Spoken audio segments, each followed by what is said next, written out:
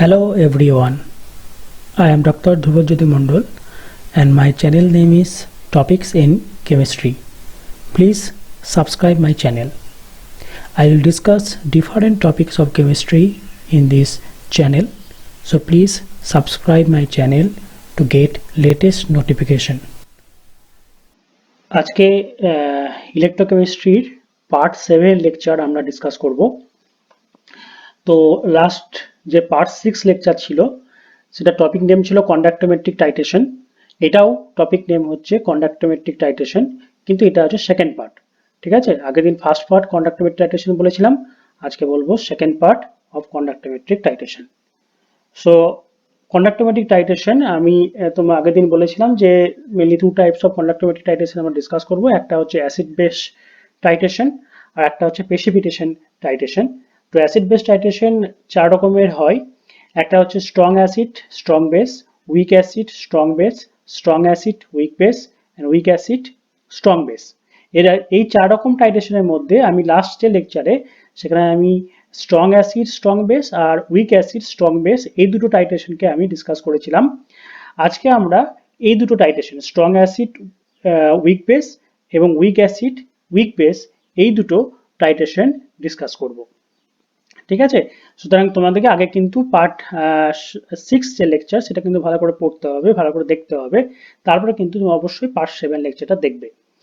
এবার আরেক রকম টাইট্রেশন হয়, সেটা হচ্ছে প্রেসিপিটেশন টাইট্রেশন। আমি অলরেডি বলেছি প্রেসিপিটেশন টাইট্রেশন মানে কি, a special type of titration which involves the formation of precipitation during the course of titration. মানে এখানে একটা যখন টাইট্রেশন করব তখন কিছু প্রেসিপিটেশন তৈরি হবে, এবং তোমরা জানো a precipitate is a insoluble material in a particular solvent. মানে যখন একটা পার্টিকুলার সলভেন্টে আমি একটা রিয়াকশন করব এবং যদি কিছু ইনসলুবল মেটেরিয়াল সেখানে তৈরি হয়, সেটা কিন্তু একটা প্রেসিপিটেট হয়ে নিচে পড়ে যায়। প্রেসিপিটেটের বাংলা হচ্ছে অধক্ষেপ, সেটা অধক্ষেপ হয়ে বাইরের নিচে পড়ে যায়। যেমন একটা এক্সাম্পল এখানে আমি দেখাচ্ছি, যেমন KCl এর সঙ্গে যদি আমি AgNO3 রিয়াকশন করি, তাহলে এখান থেকে দেখতে পাচ্ছ AgCl এর অধক্ষেপ নিচে কিন্তু পড়ে গেছে, প্লাস KNO3 তৈরি হবে। ঠিক আছে, এই যে ডাউন অ্যারো ইন্ডিকেট করছে যে এটা একটা অধক্ষেপ হিসেবে পড়ছে। তাহলে আমরা এই টপিকে আমরা মেইনলি কি কি ডিসকাস করব, একটা হচ্ছে strong acid weak base titration, weak acid weak base titration আর প্রেসিপিটেশন টাইট্রেশন। ঠিক আছে, তাহলে প্রথমে চলে যাই strong acid weak base titration. একটা এক্সাম্পল ভাবি, এখানে একটা এক্সাম্পল আমরা কনসিডার করেছি। দেখো HCl plus NH4OH forms NH4Cl plus H2O।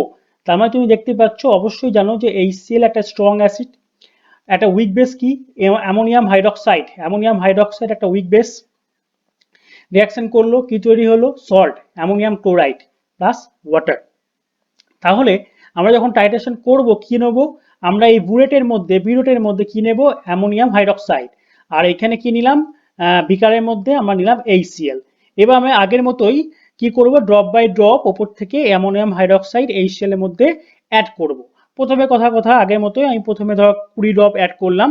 20 drop add করলে এখানে একটা কন্ডাক্টিভিটি চেঞ্জ হবে, সেটা একটা কন্ডাক্টিভিটি মিটারের থ্রু দিয়ে আমরা মেপে নেব কিরকম তার কন্ডাক্ট্যান্স আছে। এইভাবে কিন্তু গ্র্যাজুয়ালি আমি রিঅ্যাকশনটা করে যাব, এবং প্রত্যেক ক্ষেত্রে কন্ডাক্টিভিটি মিটারের থ্রু দিয়ে কি কন্ডাক্ট্যান্স এখানে চেঞ্জ হচ্ছে সেটা কিন্তু আমরা মেপে নেব।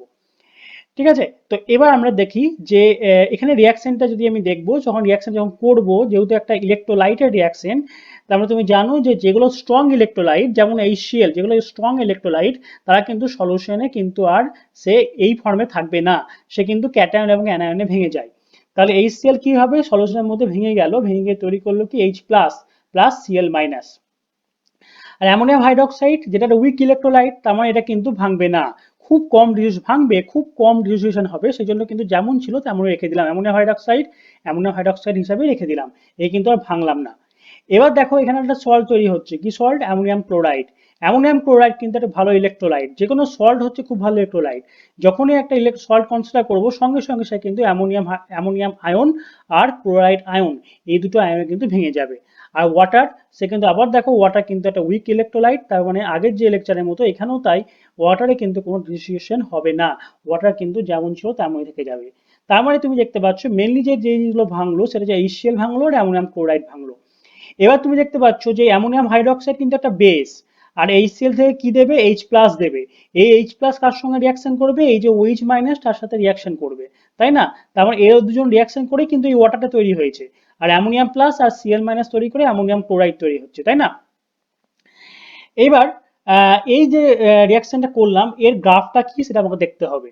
প্রথমেই দেখো H প্লাস তৈরি হচ্ছিল, H প্লাস এখানে ছিল, HCl থেকে আমরা H প্লাস পাচ্ছিলাম, মানে H প্লাস মানে বুঝতেই পারছো তার মোবিলিটি প্রচন্ড বেশি, সব থেকে বেশি মোবিলিটি হচ্ছে H প্লাসে বেশি, এবং যখনই মোবিলিটি বেশি তার কন্ডাক্টিভিটিও HCl এ খুবই বেশি। তাই আমাদের স্টার্টিং শুরু হবে ঠিক এই এ পয়েন্ট থেকে, যেখানে কিন্তু যেখানে HCl এর কন্ডাক্টিভিটি প্রচন্ড বেশি, খুবই হাই। এবার আমি কি করব, drop by drop NH4 OH এখানে অ্যাড করব, যখনই অ্যাড করলাম তখন কি হবে, অ্যামোনিয়াম হাইড্রোক্সাইডের সঙ্গে HCl এর রিঅ্যাকশন হয়ে অ্যামোনিয়াম ক্লোরাইড তৈরি হলো। তার মানে কি হলো, H প্লাস এর কনসেন্ট্রেশন এই HCl এর মধ্যে ডিক্রিজ করলো। আর যদি ডিক্রিজ করে তাহলে কিন্তু কি হবে, কন্ডাক্টিভিটিও কিন্তু ডিক্রিজ করবে। ঠিক আছে? তার মানে এখানে তুমি দেখতে পাচ্ছ যে একটা অ্যামোনিয়াম প্লাস আয়ন, একটা H প্লাস আয়নকে রিপ্লেস করছে। তুমি যে লেফট হ্যান্ড সাইডটা দেখো, এই লেফট হ্যান্ড সাইডের মধ্যে কি ছিল, H প্লাস ছিল। রাইট হ্যান্ড সাইডের মধ্যে কি ক্যাটায়ন আছে, অ্যামোনিয়াম প্লাস আছে। তার মানে এই অ্যামোনিয়াম প্লাস কিন্তু এইখানে যে অ্যাসিড ছিল, অ্যাসিডের যে H প্লাস তা কিন্তু রিপ্লেস করেছে। অ্যাসিডের এই H প্লাসটা প্রথমে Cl মাইনাসের সঙ্গে যুক্ত ছিল, পরে কি হলো, অ্যামোনিয়াম আয়ন সে কিন্তু Cl মাইনাস আয়নের সঙ্গে যুক্ত হলো। তার মানে কি হলো, অ্যামোনিয়াম আয়ন H প্লাসকে রিপ্লেস করলো। ঠিক আছে? তার মানে দেখতে পাচ্ছ যে এখানে H প্লাস এর মোবিলিটি অনেক বেশি হওয়ার জন্য সে কিন্তু যখন H প্লাস আয়ন কনসেন্ট্রেশন আমি ডিক্রিজ করব, কিন্তু সেটা কিন্তু কন্ডাক্টিভিটিও কিন্তু ডিক্রিজ করবে। সেজন্য দেখো, first point, concentration of H plus ion decreases, so conductivity decreases along AB because high mobile H plus is replaced by less mobile ammonium plus। ঠিক আছে? মানে H plus হাই মোবাইল যে H plus সেটা কিন্তু less mobile ammonium plus দিয়ে replace হচ্ছে।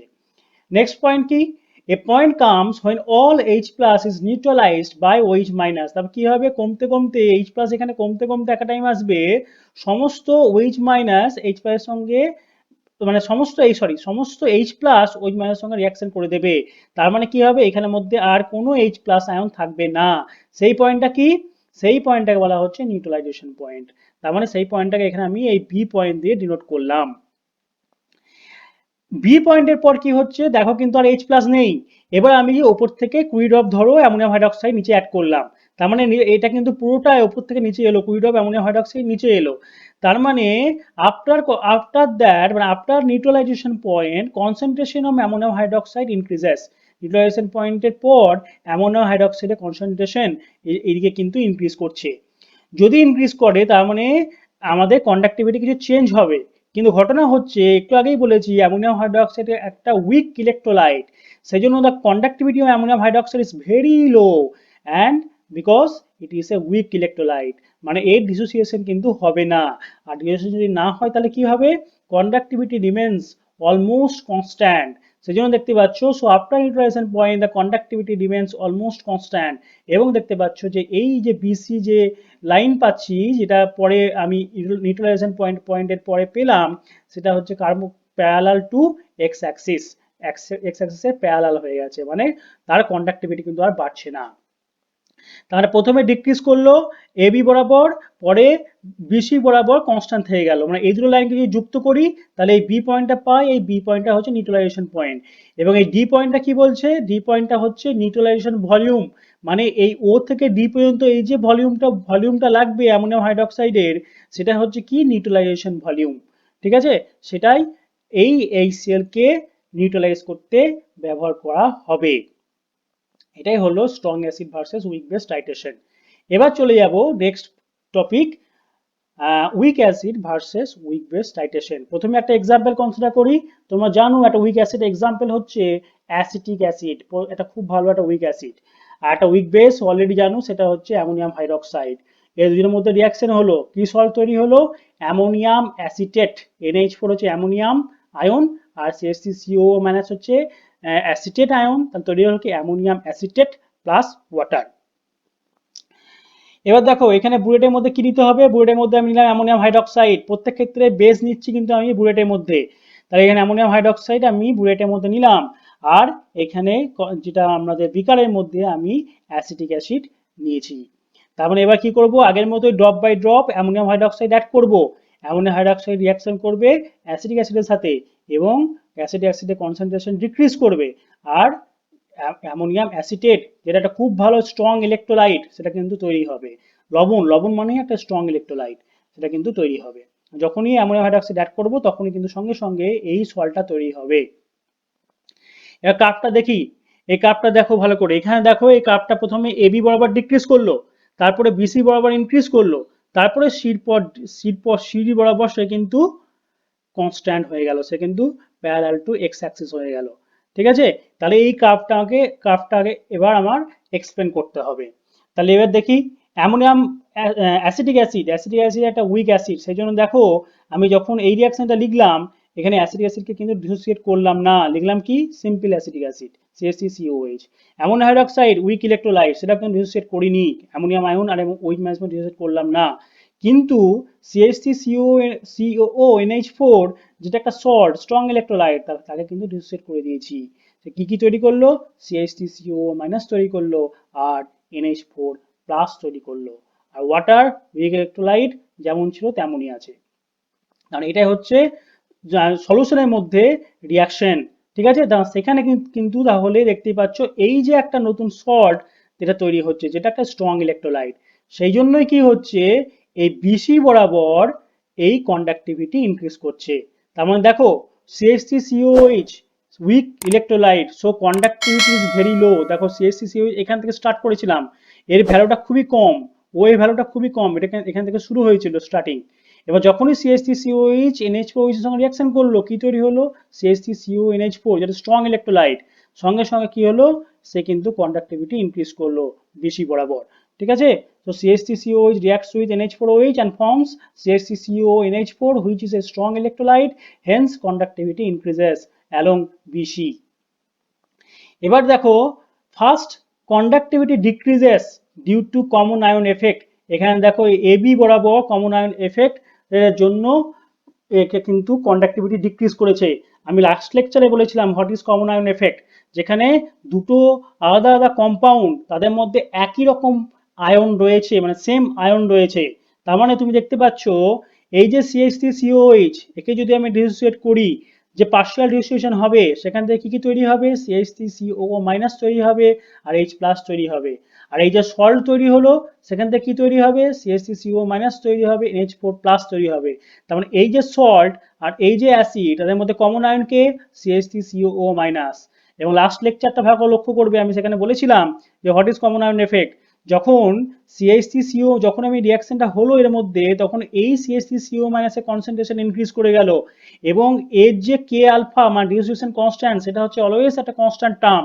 তার মানে যখনই CH3CO- এর কনসেন্ট্রেশন ইনক্রিজ করবে, H প্লাস এটা কিন্তু ডিক্রিজ করবে এবং H প্লাস ডিক্রিজ করলে কি হবে, কন্ডাক্টিভিটি প্রথমে খুবই স্মল অ্যামাউন্টে ডিক্রিজ করবে, এবার আস্তে আস্তে যখন রিঅ্যাকশনটা হবে তখন এর অ্যামাউন্টটা বাড়বে আর বাড়ার সঙ্গে সঙ্গে কন্ডাক্টিভিটি কিন্তু বাড়তে থাকবে।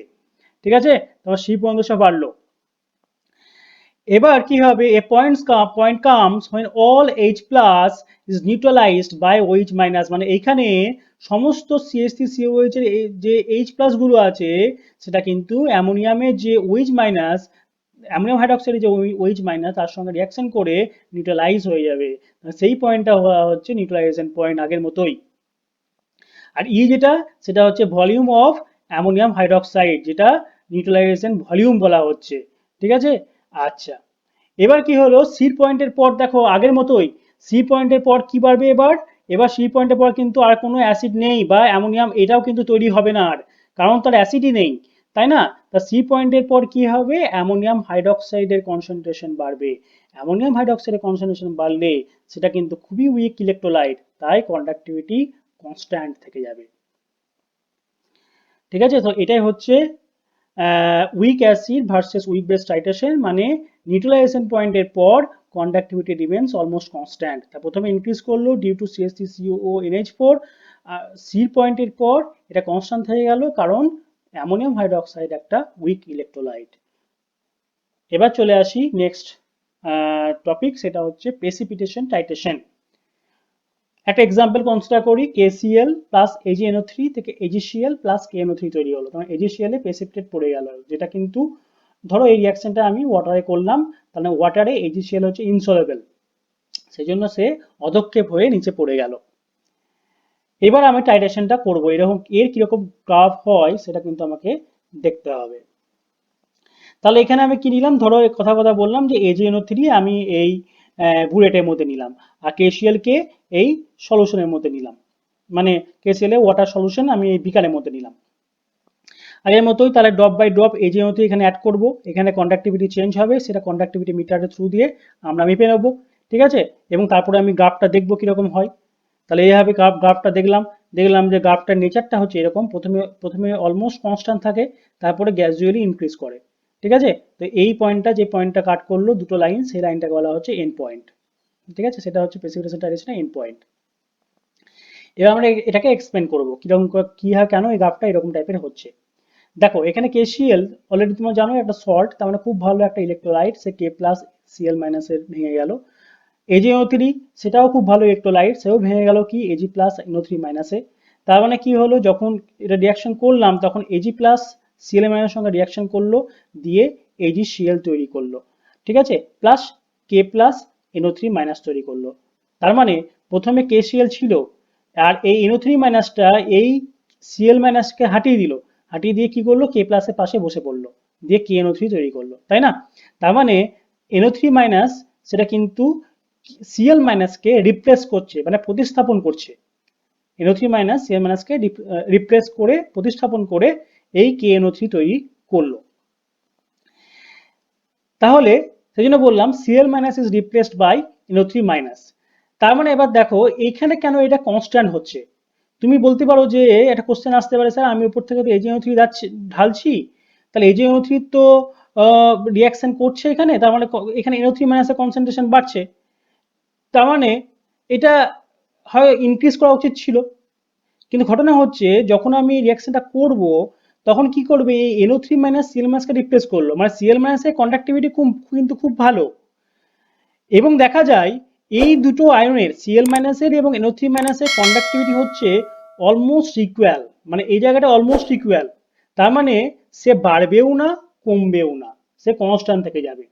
যদি দেখা যেত যে KCl এর কন্ডাক্টিভিটি গ্রেটার দ্যান NO3 মাইনাসের কন্ডাক্টিভিটি, তার মানে কি হতো, KCl অ্যামাউন্ট যখন ডিক্রিজ করতো তখন কন্ডাক্টিভিটি কিন্তু ডিক্রিজ করতো, বা বলতে উল্টো হয়ে বলতে পারতে, ধরো KCl এর Cl minus kappa of Cl minus সেটা হচ্ছে less than kappa of NO3 minus, মানে যদি উল্টো হতো তাহলে কি হতো, NO3 মাইনাসের কন্ডাক্টিভিটি বেশি বলে সেটা গ্র্যাজুয়ালি ইনক্রিজ করতো। কিন্তু ঘটনা হচ্ছে দুটো ইকুয়াল হওয়ার জন্য এটা হচ্ছে অলমোস্ট কনস্ট্যান্ট থেকে যায়, সেই জন্য এটা বাড়বেও না এটা কমবেও না, ঠিক আছে। এবার কি হবে, a point comes when all Cl minus is replaced by NO3 minus, মানে সেই পয়েন্টটা হচ্ছে এই পয়েন্টটা, and forms the PPT of AgCl, মানে পিপিটিটা কমপ্লিট হবে, সমস্ত AgClটা প্রেসিপিটেট হয়ে পড়ে যাবে। এই পয়েন্টটাকে কি বলা হচ্ছে, এই বি পয়েন্টটাকে বলা হচ্ছে এন্ড পয়েন্ট, আর ডি পয়েন্টটা হচ্ছে কতটা ভলিউম অফ AgNO3 লাগবে, ঠিক আছে, কতটা AgNO3 ভলিউম লাগবে এই ফুল প্রেসিপিটেটটা করার জন্য, AgCl এর ফুল প্রেসিপিটেট করার জন্য। এন্ড পয়েন্ট পেলাম। এবার দেখো after end point conductivity increases due to increase of concentration of AgNO3। দেখো এন্ড পয়েন্টের পর কিন্তু আর Cl মাইনাস নেই, সমস্ত Cl মাইনাস কি হয়ে গেছে, প্রেসিপিটেট হয়ে AgCl হয়ে পড়ে গেছে, তার মানে আর Cl মাইনাস নেই। এবার সলিউশনের মধ্যে যদি আমি বাইরে থেকে অ্যাড করি, এখানে উপর থেকে AgNO3 অ্যাড করি, তাহলে NO3 মাইনাসের কনসেন্ট্রেশন কিন্তু এই ওয়াটারের মধ্যে বাড়বে, তার মানে কন্ডাক্টিভিটিও কিন্তু গ্র্যাজুয়ালি রাইজ করবে। কারণ এই দুটো পয়েন্ট লাইন যদি আমি যোগ করি, সেই পয়েন্টটাই হচ্ছে কিন্তু এন্ড পয়েন্ট। এটাই হচ্ছে প্রেসিপিটেশন টাইট্রেশনের একটা এক্সাম্পল, এবং তার কিরকম গ্রাফ হয় তার এক্সাম্পল। শুধু একটাই ভাবনা মনে রাখবে, এখানে হচ্ছে kappa of Cl minus is equal to kappa of NO3 minus, তাই এটা হচ্ছে parallel to X Axis. After end point concentration of NO3 minus increases and conductivity increases. Okay, so এটাই হচ্ছে প্রেসিপিটেশন টাইট্রেশনের একটা example. Thank you. Finally, my request to my students, please subscribe my channel. Thank you.